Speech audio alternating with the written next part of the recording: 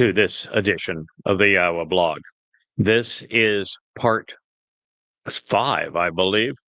Oh, part 6. I have been corrected by our producer. In this case, we have a full-time technician now running the YAHOWAH blog. So we are delighted to have Richard at the controls, and he has informed me this is now episode 6. And we're about halfway through this amazing psalm, the 103rd. It is a mizmor.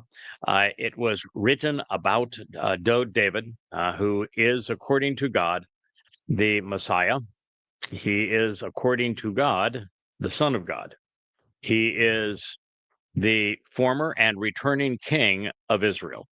He is the person that Christians have a conniption fit over if you tell them that their Jesus was a myth and nothing but a crude counterfeit of this individual, the actual Messiah, the actual Son of God, the actual Savior who came.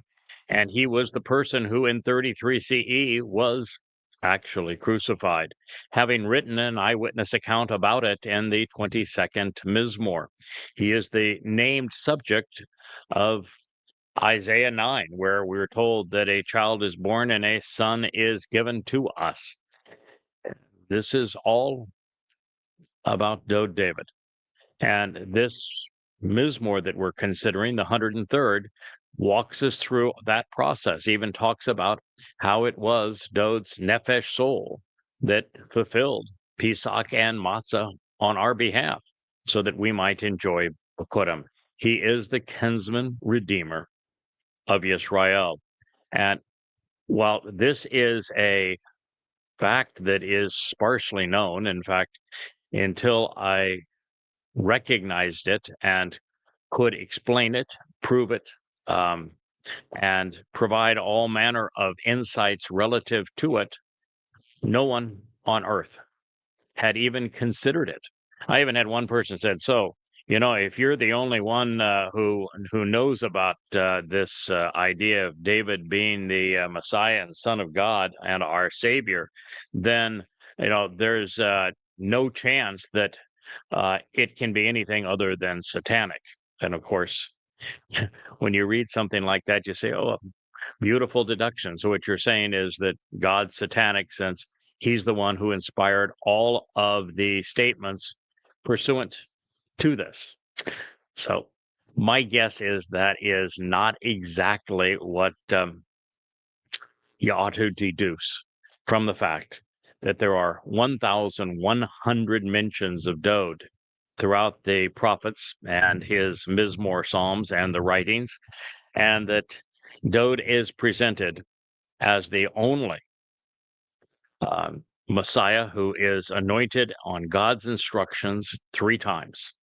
The only person that Yahweh calls his son, doing so 3 times.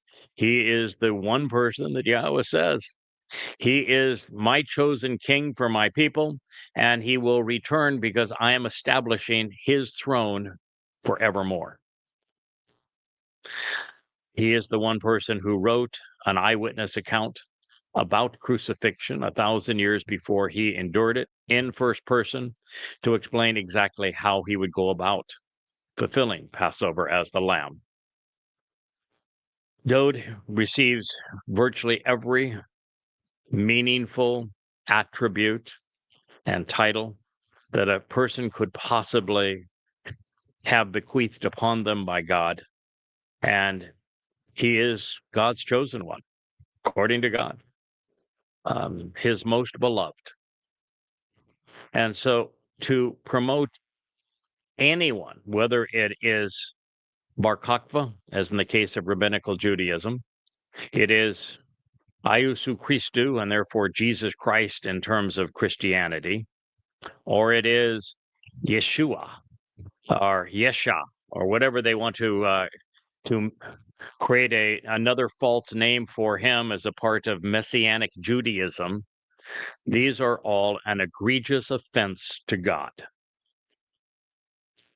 God has one Messiah, one Son, one chosen one, shepherd for his people, one king for his people, and one individual who volunteered to fulfill Pesach, Matzah, and Makudim on behalf of the covenant family. This Mizmor is all about that man. Now, of course, it is in the nature of religion to define their God by the way that he interacts. Oh, wow, we just had a complete meltdown of our teleprompter here, and it's very difficult for me to obviously to read the testimony that is the translations that I have done of the Mizmor without the teleprompter working. So we are in a position where we will have to cut it off. But between now and the time that we can do so, I do want to encourage everyone to please listen to the series that we have done. The teleprompter has stopped working in its entirety, so we're going to have to just end the show. There's going to be, I don't think, any way for you to fix it, but you're more than welcome to try. This is Richard. Richard, say hello to everybody. What I wanted to encourage is, before we just end this program here, is I would really appreciate it if you would all give a listen to the Betrayal of Israel series, so that it is better understood what Donald Trump is doing to betray God's people. And I don't really care if you've been political, if you are a conservative, if you're a liberal. I just want you to know what's happening to Israel. And I want you to know that it doesn't matter if you believe that Netanyahu is your guy or that you love Trump. The fact of the matter is that Israel is being betrayed. Netanyahu's strategy of continuing to proclaim that the war will end when Hamas is gone and they have surrendered and they have no more weapons and they're no longer in control of Gaza is an impossibility. It's been an impossibility from the beginning, and you cannot fight an endless war without the entire world turning against you and losing your own country and your own soldiers in the process. That is not a solution. Trump's current policy is for Israel to capitulate. That is the essence of it. It has been presented in every possible way, and the way that it is presented says quite simply, "Oh, I think we're going to make an attempt here at." We'll just go ahead and just take it out. Just take the laptop out, Rich. Okay, you can just take it out and we can reboot it. But the present position, as articulated by the devil's advocate, Steve, I'm owned by Qatar, Witkoff, is that the only solution now is for Israel to end the war. Oh, there we go. Let's just see if it works. There we go. Well, we got it back. Nicely done. So we don't have to end the program. We just have a lot of stammering from me, and that's part of doing a live stream. But it does give me the opportunity to talk about the desperate situation Israel is in, because that didn't work. We're not in the mirror format. See, on a teleprompter, what we do, so that you know, is that the camera goes behind it, so that you can look in the camera if I need to cite a passage from the Torah, the Nabi, the YAHOWAH Mizmor, and because the way the mirror works, the text has to be inverted, because a mirror, you know how it turns, what is on your left appears on your right. Everything in a mirror is inverted. Now you've got it correct. Well, that is the nature of a teleprompter. So you have to have a laptop program that will take something that you've written. In these cases, everything that I'm sharing from, I have actually written. I've done the translations myself. I have also. We're going to see if this works. We don't know where the cursor is. It will scroll. We just don't know where the cursor is relative. Oh, we don't even know where we are now. No, we're going to have to start over. We have no idea where we are in the text. So Witkoff is requesting of Israel, demanding of Israel. Trump is demanding of Israel, is they simply end the war. Now, that can't be done without Israel surrendering. It means that Hamas won in every possible way.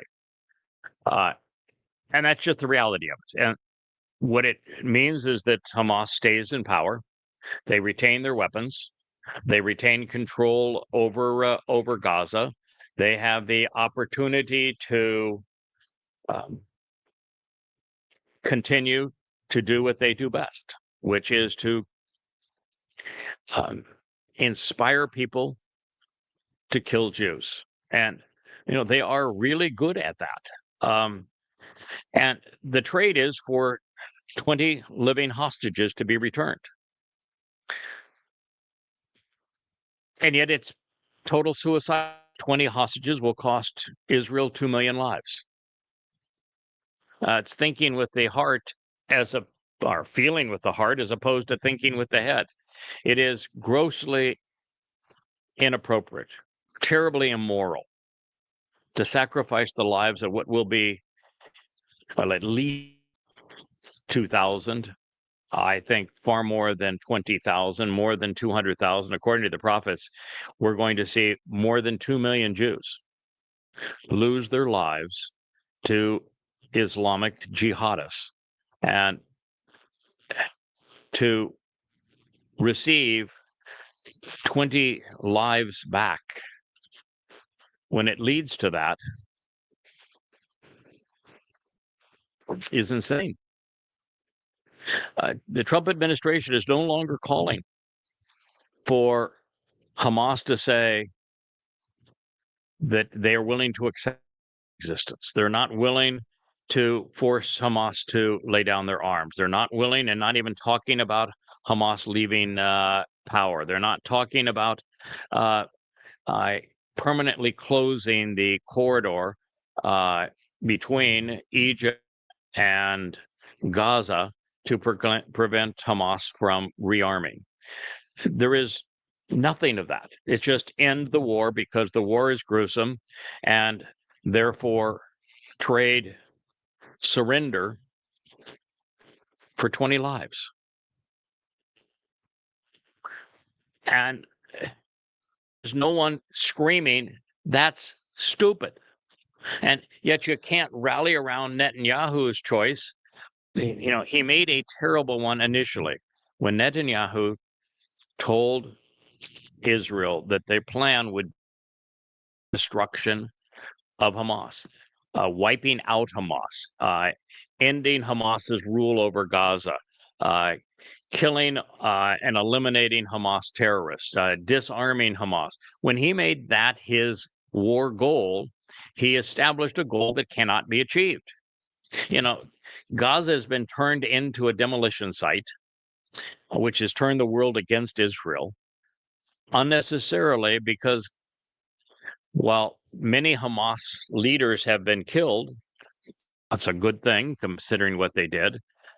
There are just as many Islamic jihadists who are armed and ready to kill Jews in Gaza now than there were before that invasion began. So Israel has killed between 15 and 20,000, and there's some 60,000 Islamic jihadists in Gaza ready to perpetrate the next armed assault against Israel. So it backfired. It turned the world against Israel. It led to twice as many IDF soldiers dying as there were hostages, Jewish hostages, kept in Gaza. It was everything that you can imagine counterproductive. And there is no solution for Netanyahu to say, we're going to go back in and we're going to resume the war, we're going to continue the original war goals, is insane, because they cannot be achieved. It's impossible. I don't care how patriotic you are in Israel. It is impossible. You've fought this war for over a year now, and the situation is worse than when you began. So Netanyahu's plan is insane. Trump's plan is suicide. Now, typically you'd say, well, okay, so you're critical of both. You got a point on both. What's the answer? Well, I wrote about the answer. I gave Israel the specific answer as to how to deal with the Islamic problem.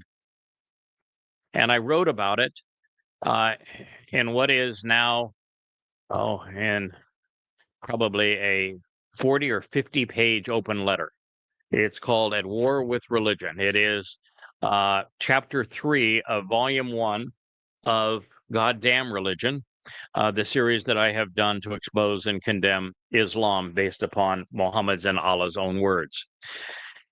And I shared that open letter 3 times now as part of the YAHOWAH blog. I have made it available as an independent post on YadaYah.com, and it is free in volume 1 of Goddamn Religion, which is available for free again at YadaYah.com or goddamnreligion.org. And in it, I presented a plan that would prevail for Israel, that Israel would survive, not only survive, but thrive. And in it, what I said is that I anticipate Israel invading Gaza, and I'm going to, and it did. And I made it very clear that if Israel attacks a symptom of Islam as opposed to dealing with the religion of Islam, that bullets and bombs will manufacture more jihadists than are killed. And that's exactly as it turned out. So what I told Israel that you need to do if you're going to prevail is that, one, you need to first and foremost read Goddamn Religion. It is the most comprehensive presentation of the Islamic scriptures ever written. It presents the Quran for the first time in chronological order and set into the context of Muhammad's putrid, perverted, disgusting, reprehensible, murderous life, using the 4 oldest Islamic sources regarding the words and deeds of Muhammad, what's called Sunnah. And by taking those 4 sources, 2 of which are chronological, 2 of which are contextual, and using those to reorder the Quran chronologically, providing multiple translations of the Quran, presenting the Quran even using an interlinear so that it is an exacting translation and rendering of the Quran, presenting the entire Quran, that's why it's 4,200 pages, along with every hadith that helps understand the context and the situation of that surah's revelation as those situational scriptures were applied to Muhammad, even explaining how all of the material in the Quran came to be there. With the initial surahs that were revealed around the Kaaba and what was Petra, not Mecca. Mecca didn't even exist at the time. That what we find is that they were all pilfered from Arab converts to Judaism in Yemen. They were called Hanif. And it was their poetry, their style, their rhyming, their rhythm, and their rhetoric, even their god's name, Ar-Rahman, that was stolen to create the initial surahs of the Quran. All of the Medina, which is Yathrib in the day surahs of the Quran. Excuse me 1 second. You stop biting your paws, please. Asher has actually made considerable progress these last couple of days because she has been gone through a bathing and medication regimen from both myself and mostly from Richard to help cure her of that fungal infection that is driving her crazy, where she gets at times to be self-destructive, which is what I'm trying to stop when I reach down and grab her and try to distract her attention from hurting herself in this process. What I was saying about the Yathrib surahs, which are now called the Medina surahs, almost all of them were pilfered from rabbis in Yathrib. There were 30,000 Jews in Yathrib at the time that Muhammad invaded their town. At the time he left, there were none other than the women that they had specifically chosen to rape, and the children they sold into slavery to buy more weapons, and the men they butchered, decapitating them, perpetrating genocide on the Jews of Yathrib.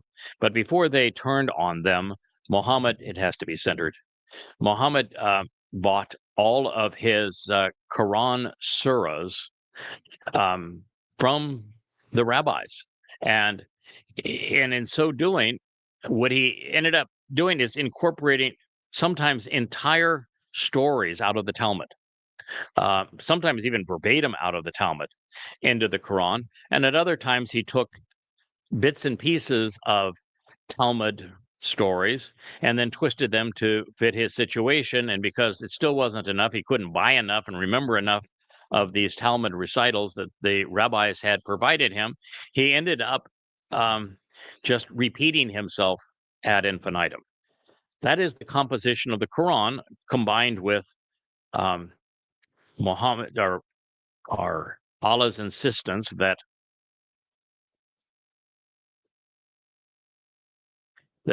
all Muslims must die, killing for him, and Allah's insistence that he spends all of his time in hell torturing those who do not capitulate. So you add those elements to it, and then there's the utter subjugation of women, so that Muslim men are willing to fight and kill for Muhammad and Allah. That is also part of this. Rich is having a real challenge going around this thing. He is doing everything he can do here to to to wrestle it to the ground. No, it's still a mirror backwards. I think we just give up, Richard. We'll do this on another go. We are for the effort here. I appreciate the effort, but it's a very temperamental program that runs teleprompters.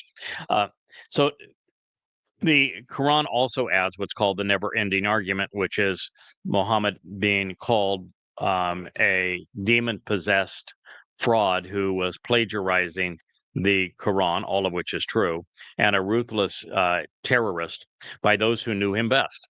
So everyone that knew Muhammad well denounced him, as I do. And the Quran, of course, says, no, that's not true. And because you're saying that, Allah's going to torture you forever in hell. But that basically is the entirety of the Quran. And it's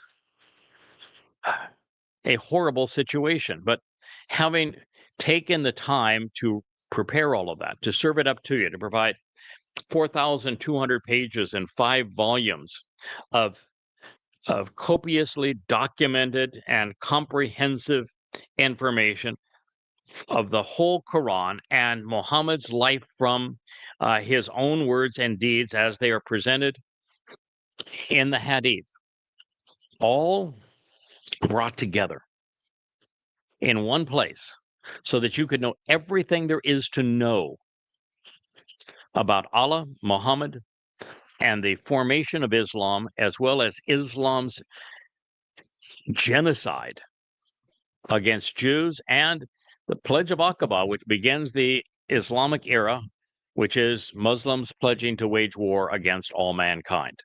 It is all there for you. Yahweh himself asked me to write it for you. He happens to be God. He knows why it was important for you to read it. And so the very first thing that I asked Jews to do in responding to the 10/7 invasion was to read Prophet of Doom. And because Prophet of Doom wasn't as complete as it needed to be, I began immediately thereafter expanding it, improving it, and turning it into the 5 volumes of Goddamn Religion, which is necessary. If Israel's leaders and Israelis do not read goddamn religion and come to understand the nature of your enemy and understand that you cannot win a war against a religious opponent with bullets and bombs, then the fate is going to be exceedingly dismal. The next invasion is going to be 1,000 times worse than the previous one. So that was the first thing I said you must do. The second thing that I said Israel must do is that once you know who your enemy is, Islam, you need to know who your friend is. You need to know who God is. And there is no one in Israel that knows who God is. That's just the reality. You erased Israelis and Jews have erased Yahweh's name from their lives and even from his revelation. They called him Hashem, G-D, blessed be he. Stupid. Yahweh has a name, and in the third statement that he etched in stone, he said the negation of his name is an unforgivable crime. And yet, it is the most egregious crime that Jews have committed.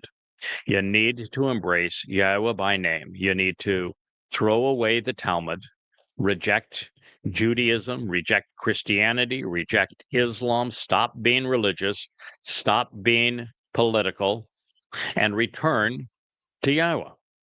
If you can't return to Yahweh and accept him on his terms, then there is no hope for you. So that was the second point that Israel must do if it's going to prevail. Now, I've helped considerably in that regard too, because I have written for Israel and for Jews the 35 books that sit on the shelf at YADAYAH.com. They're all free. They're based upon amplified translations from the Dead Sea Scrolls, filled with thousands of powerful and unique insights that have been unheralded prior to this time. And one of the things that they reveal is that there was no Jesus. There was no one by that name or title, Christ, who lived in Judea at anywhere close to this time. And he is nothing but a mythical fraud that is a counterfeit of the actual Messiah, the actual Son of God, the actual Savior and King of Yisrael, David. And this is important because, well, King Daud had an exceedingly effective approach to dealing with the Philistines. And he's a lot better at it than Israel seems to be now in dealing with those who have usurped their name and are parading around as Palestinians. The third thing that was essential is not to negotiate with the devil. In other words, Israel could not do what it has done in the past. For example, the Shalat trade, Israel traded 1,000 Islamic terrorists for one IDF soldier. Trading 1 for 1 was a bad idea. Trading 1,000 to 1 was suicidal. Shinwar was one of those who was traded. Israel paid, in terms of those tortured, raped, abducted, murdered, and critically injured, paid between 4,000 and 5,000 Jewish lives for one life. That is immoral. That is what that trade cost you. You traded one life for 4,000 to 5,000. And I said, if you do this again, now it's going to be trading, 200 lives for 2 million. So that was the next thing that was critical. I said the next is that Israel nationally has to make it a criminal offense for an Israeli citizen or any media outlet within Israel, licensed in Israel, to use the term Palestinian other than to point out that it is a ploy designed to perpetrate genocide against Jews. There are no Palestinians. There is no Palestine. The myth of the Palestinians was invented by Yasser Arafat in conjunction with the Muslim Brotherhood, Egypt, and Russia's KGB in 1968, with the current head of the United Nations sitting in his lap. And the purpose was to create the idea that Israel, rather than Jews, rather than inhabiting and returning to their own land, had stolen lands of the Palestinians because the country was Palestine. But there is no Palestine. There has never been a Palestine. There are no such things as Palestinians. That all of the inhabitants of Gaza, Judea and Samaria, and those living inside of Israel proper are nothing but malcontent Muslims. So there is no such thing as a Palestinian. It is a call and a declaration to perpetrate apartheid and genocide on Jews.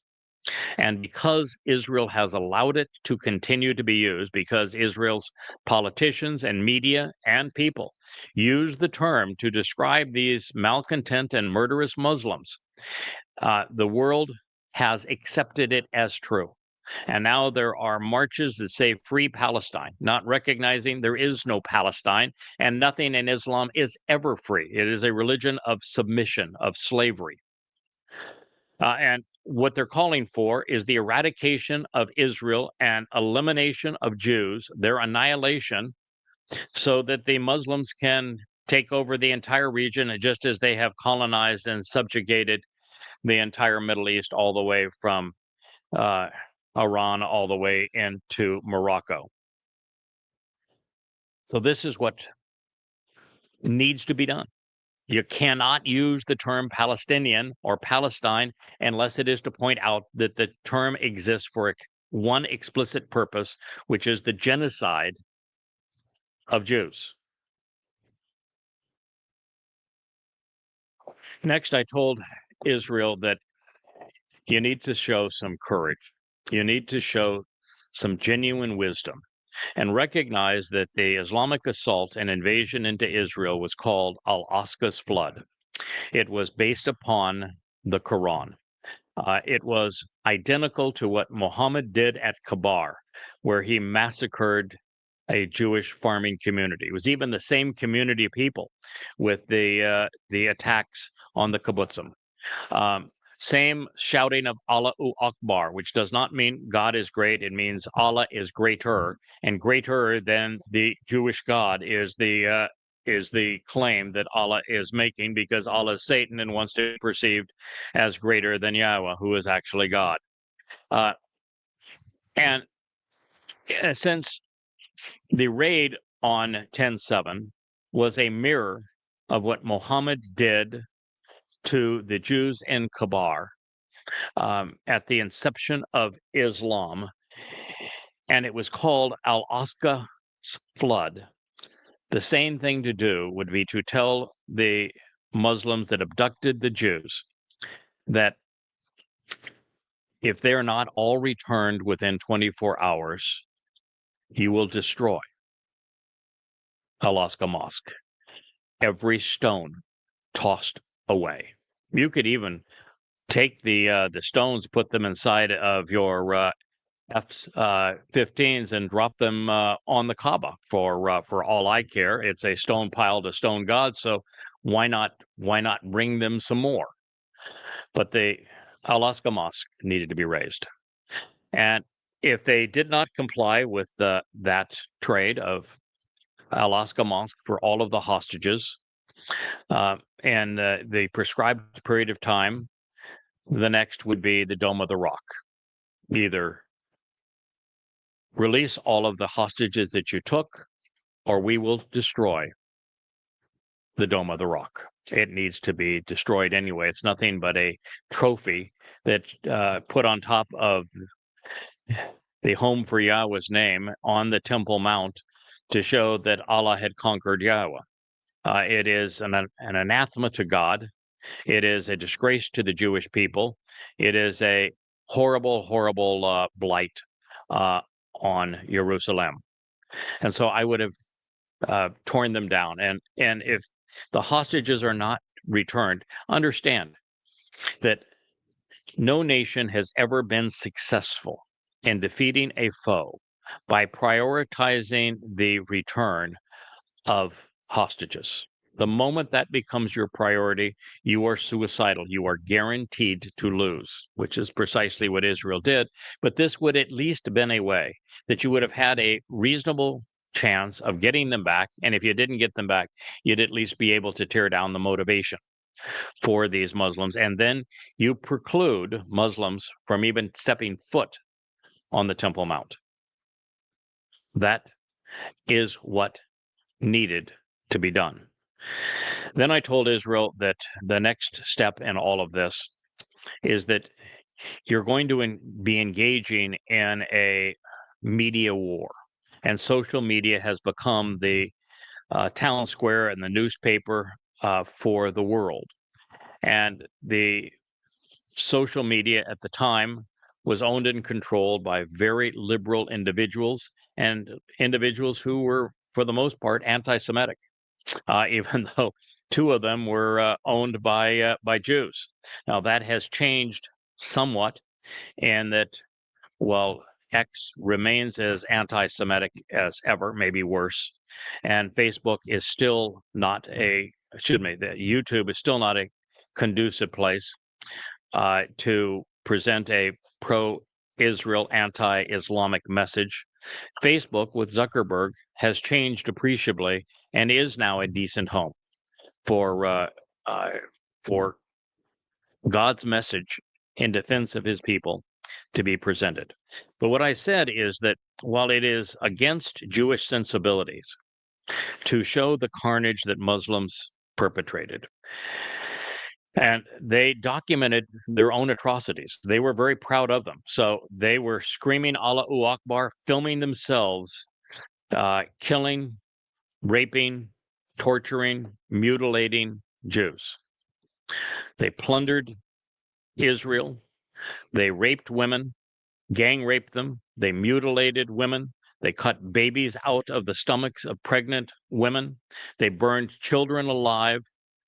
They committed grotesque acts of mass murder, filming themselves while shouting Allahu Akbar, confessing to the crime. The only way Israel had a chance of prevailing in the online war, which is the war that ultimately the Muslims won and Israel lost, is to have taken every one of those atrocities as they were unmasked and show them all immediately.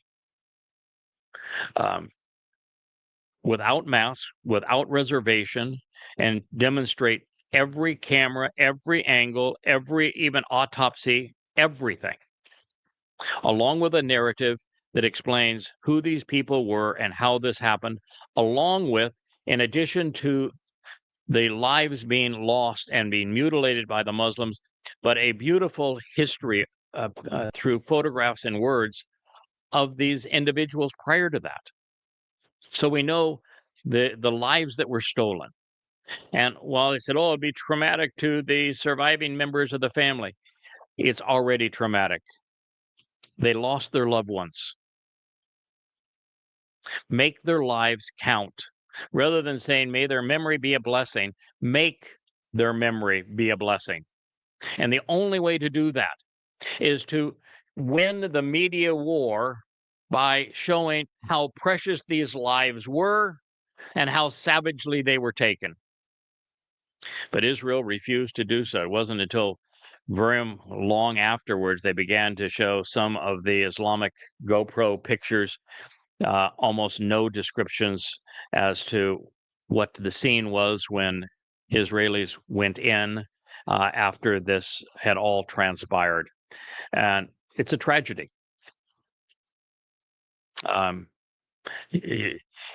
The average IQ of the Muslims in Gaza is in the 60s. The average IQ of the Jews in Israel is around 115. And yet the Israelis were played for fools by fools. You just didn't think your way through this. And now you're in a horrible situation because you invaded Gaza and there's no way out. There's no way to seize victory from defeat at this point. Sure, you've destroyed Gaza. What did that accomplish besides turning the world against you?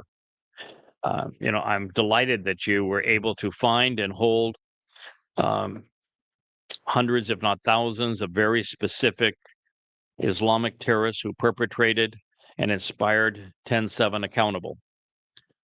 But at what cost?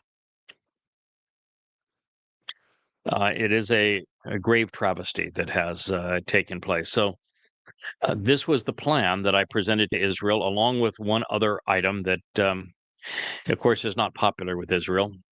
But unfortunately, the entire upper echelon of the IDF needed to resign. And people who were not culpable in 10/7 needed to take their place. All of them had to resign. The entire cabinet and the Netanyahu government had to resign. They slept through it. And they were actually guilty of funneling Qatari money to Hamas, thinking that Hamas would be a nice rival to the Palestinian Authority, who they had realized can't be trusted and that was an enemy. It did not bode well. And now we find out there's even members of Netanyahu's government who've taken bribes from the Qataris even after 10/7. The entire upper echelon of the Shin Bet and Mossad had to go. You can't bungle something of this magnitude and carry on. The IDF was a complete and utter failure on 10/7. Yes, there were some marvelous young men, great young men, heroic young men and women who fought valiantly when their posts were overrun by the Muslims, but no one came to their aid. There were no Apache helicopters lining the border. There was no tanks coming to their rescue, no arrivals of armored personnel carriers. It was at before 7 that the first group of Islamic terrorists went through the fence that they simply used caterpillar bulldozers to punch through, and no one noticed. No one stopped them, and the vast majority of them went in on foot to abuse Jews. And then a second wave came through 4 hours later. And there's no circumstance where the IDF can't respond to southern Israel in 4 hours, but they didn't. And then the third wave came in 4 hours after that. Now 8 hours after the effect, and the IDF still can't respond to protect that border, to keep Muslims from hauling Jews into captivity and to keep more from coming in. It's unconscionable. So while I greatly sympathize with the heroic men and women from the IDF who were on duty in their posts, they weren't listened to, they were not supported, they were abandoned. And so were all of the members of the kibbutzim. So were the young people who attended the rave, the Nova Festival. They were all abandoned. It is a crime against the Jewish people that the IDF was so totally and completely inept. And it reminds me of the United States in World War II, where 3,000 servicemen from mostly U.S. Navy sailors were killed by the Japanese in what should not have been a surprise attack. But America was asleep at the switch and had all of their Navy, except their carriers, all lined up. We'll just do this later. No reason to put it back in now. Had them all lined up and ready to go and to be attacked, and lost 3,000 service people, only to sacrifice 350,000 in terms of total casualties pursuing vengeance. When you sacrifice 350,000 bodies and lives to avenge the death of 3,000, you aren't moral, you aren't sane, you aren't rational. And yet that's what the United States did. And the United States wants to celebrate it as a great victory. It's absurd. And there was so many better ways to go about that war. I've laid them out in previous papers that I have written. And now Israel has suffered almost 500 soldiers dead in the ground war in Gaza. And now they're pursuing the lives of 20 living captives. And the overwhelming preponderance of the 200 that have been returned were not returned because the IDF was there, but because Israel capitulated to what Hamas's original goal was, which is to trade those that they have abducted for convicted Islamic terrorists. It was an insane approach and suicidal for Israel. And so the government needs to resign. You need to start over. The IDF, all of its leadership needed to just resign, because there were rank and file soldiers in the IDF who witnessed the practice runs for 10/7, who knew it was going to occur, and who told their superiors, and their superiors ignored it. I mean, it's beyond resigning. They should be court-martialed. But the IDF lost for a significant period of time its respect amongst Israelis, and it was the only universally respected entity. Well, the Haredim don't respect anybody, but other than them, that was it. I will say one other thing, too, about Israel that is a concern, and that is that Israel, you are a house divided, and you have to resolve this. You have 20% of Israelis who are progressives, who are using the hostages to destroy Israel, clamoring for the government to resign, clamoring for the government to do anything, trade, no matter what it is that the devil wants, to do any deal to get the hostages back. You have committed suicide on behalf of your country. You should be ashamed of yourself. And the reason they're able to rally around the hostage families is because the overwhelming preponderance of the young people who would attend a rave with a giant Buddha in Israel would be secular and liberal. And the vast majority of those who like the kibbutz lifestyle, a kibbutz was the first expression of communism on our planet, they are overwhelmingly liberal. And so you have liberals representing the hostages on both sides of the equation, both from the rave and from the kibbutzim, and they hated the government anyway. And they used this as a tool to take down the government that was voted into power, and with the liberals having virtually no seats left in the Knesset. And then on the other side, you have the Haredim, which are counterproductive. They're not just useless, they're parasites. And they not only won't defend Israel, they demand that Israel support their religious lifestyle, while they render the Haredim useless to serve. And this idea of having the Haredim do what is honorable in Israel and fulfill an obligation to serve in the IDF, well, that sounds fair. They'd be counterproductive. They're worse than useless. They're not taught anything in their yeshivas that have any value to anyone. They're so wrapped up in all of their religious rituals that they can't provide any value.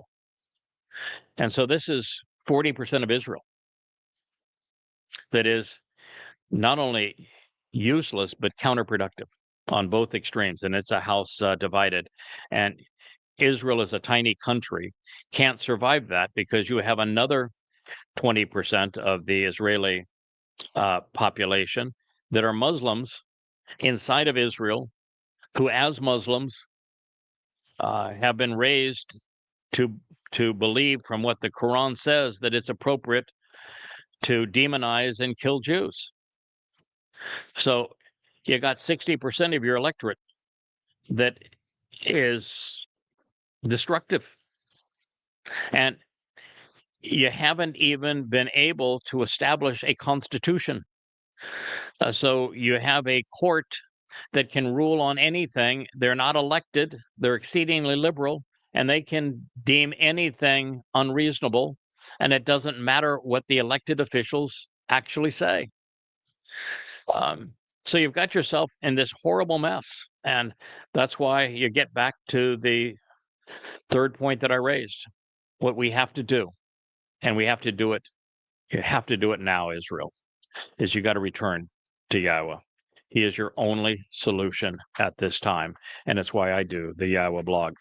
We are now reached the point, you can see Richard now no longer working with the laptop that serves the teleprompter, because obviously we're not going to get that resolved here during this program. But it gave me a chance to speak to the heart, from the heart to Israel. But with the rain coming in, even though this area that I'm under right now is covered, you can see from everything blowing that the wind, the trade winds here, bring in the rain from the side, and those books that are a reminder that there is a treasure trove of information. Absolute proof of everything that I'm saying is contained in those books, which are at yadayah.com and free to you. Those books do not do well in rain. So we do have to cover them up when it appears that we're going to get a rainstorm. So I thank you for listening. I realized that this was going to be an episode 6 of The Voice, where we were going to delve back into the 103rd Mizmor, but I am always uncomfortable dealing with God's testimony unless I can present it to you accurately and completely. And the only way to do that is to be able to recite the translations that I have invested the last 24 years of my life preparing for this purpose. And that's the reason why we tuck our camera behind a teleprompter screen and put the translations on a laptop in front of it, so that I can share them with you in this kind of a setting. But sometimes that program has a mind of its own and decides to operate a little differently. So I thank you for allowing me to go onto this detour. It's something I wanted to bring up again, particularly with Donald Trump having received $16 billion worth of bribes and being in the womb of the monster, now in the process of betraying Israel on his trip to Saudi Arabia, Qatar, and the Arab Emirates. So once again, thank you. May God bless Yisrael, and may we, as those who support and love Yisrael, love Yehudim, love Yahweh and his beloved Son, stand together, work together, speak together, and bring God's people back home. Thank you for listening.